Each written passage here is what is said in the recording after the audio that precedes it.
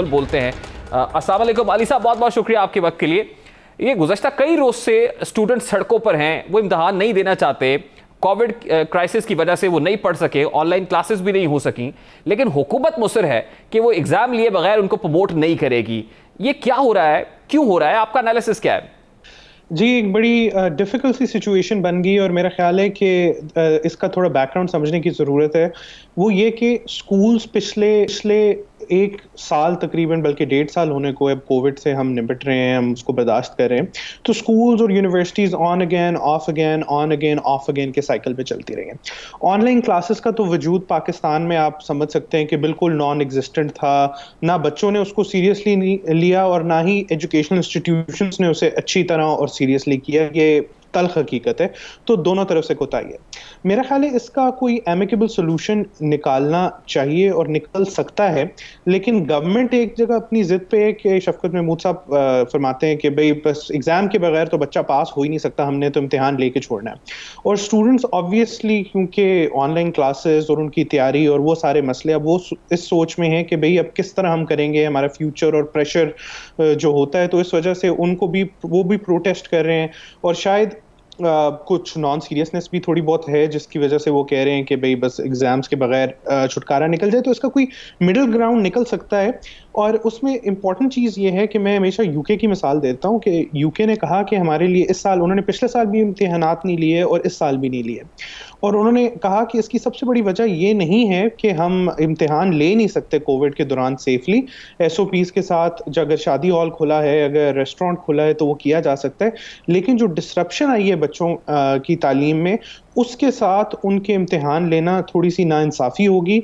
और स्पेशली वो बच्चे जिनके पास कम रिसोर्सेज हैं, जो वेल ऑफ फैमिलीज से हैं, वो तो ट्यूशन भी ले लेते थे, वो तो घर उनके टीचर आके भी पढ़ा देता था, या अकेडमीज जो छुपे चल रही थी उधर भी चले जाते थे। जो लेस वेल ऑफ स्टूडेंट्स हैं उनके साथ जाते अच्छा अली मोइन साहब, एमिकेबली इसको कैसे रिजॉल्व किया जा सकता है, इस पे तो आपसे बात करता हूँ। लेकिन इस वक्त जो स्टूडेंट्स ट्वीट कर रहे हैं, ट्रेंड्स बना रहे हैं, बहुत सारे मैसेजेस हमें भी मौसूल हो रहे हैं, they are under severe stress. वो इस वक्त जहनी कशमकश का शिकार हैं, कंफ्यूज्ड हैं, परेशान हैं।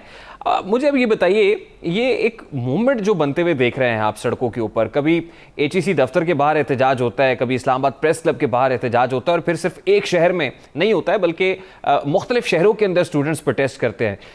देखें कि दूसरी तरफ से कोई भी इनसे मुज़ाकरात के लिए नहीं आता है, इनसे बात नहीं करता है, इनको टेबल पर बैठाकर इनके मुतालबात सुने नहीं जाते हैं। तो आपको नहीं लगता कि अगर इनको सुना नहीं जाएगा या कोई बुलाकर अरबाब इख्तियार में से इनको बिठाएगा नहीं, तो ये स्ट्रेस तो मजीद बढ़ेगा?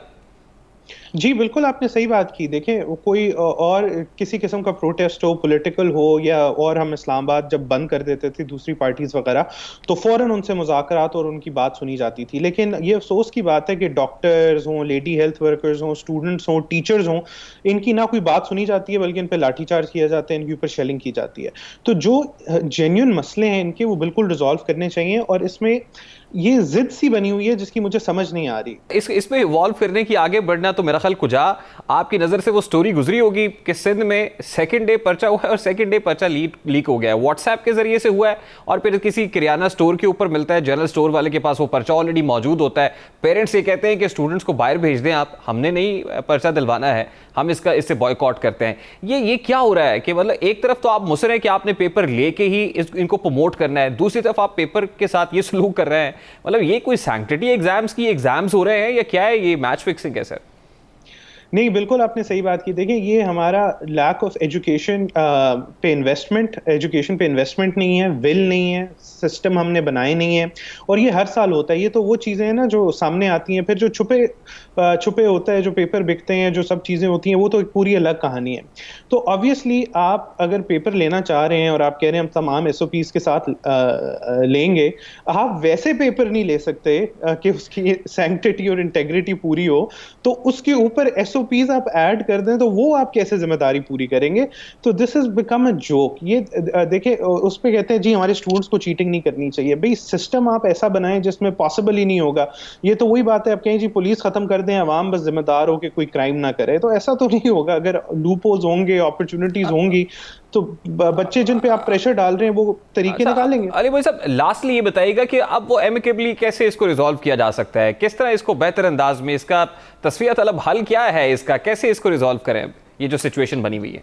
इसके 2-3 सॉल्यूशंस हो सकते हैं। आप मार्किंग में लीनियंसी कर सकते हैं, या आप कोई स्पेशल सर्कमस्टांसेस का वो कर सकते हैं। आप ज़्यादा से ज़्यादा बच्चों को आगे प्रमोट कर सकते हैं। और मैं एक बात एंड पे ज़रूर ऐड करूँगा कि देखिए, दुनिया भर में जो एजुकेशन ईथॉस इस वक्त चल रही है ना, वो ये है कि हम मानते हैं कि कोविड के अंदर तालीम डिसरप्ट हुई है, वो सही नहीं हुई, ऑनलाइन क्लासेस और ये सब चीज़ें बड़ी नाइंसाफ़ी हुई है स्टूडेंट्स के साथ। अभी हम इनको आगे लेके चलेंगे और हम स्ट्रैटेजी बनाएंगे कि अगले 1-2 साल में इनको हमने कवर कैसे कराना है, चाहे यूनिवर्सिटी में जा रहे हैं, चाहे अगली क्लासेस में जा रहे हैं। ये सलूक कहीं नहीं हो रहा कि बस ये स्टूडेंट्स ना लाए के निकम्मे, ये पेपर नहीं देना चाहते और इनसे बस पेपर लेके ही छोड़ेंगे, और ये कोई हल्फे आखिर है कि 2 साल बच्चों को पेपर दिए बगैर प्रमोट नहीं किया जा सकता। इसके अंदर इंटरवेंशन चाहिए, और मेरा ख्याल है कि हमारे एजुकेशन मिनिस्टर की जो जिद है उसके अलावा भी कुछ कमेटी बनाएं, एजुकेशनिस्ट की बनाएं, जो इस पे तजवीज़ दें। सिर्फ ये ना हो कि एक बंदा अपनी जिद लेके डिसीजन कर। बहुत बहुत शुक्रिया अली मोइन नवाज़ी।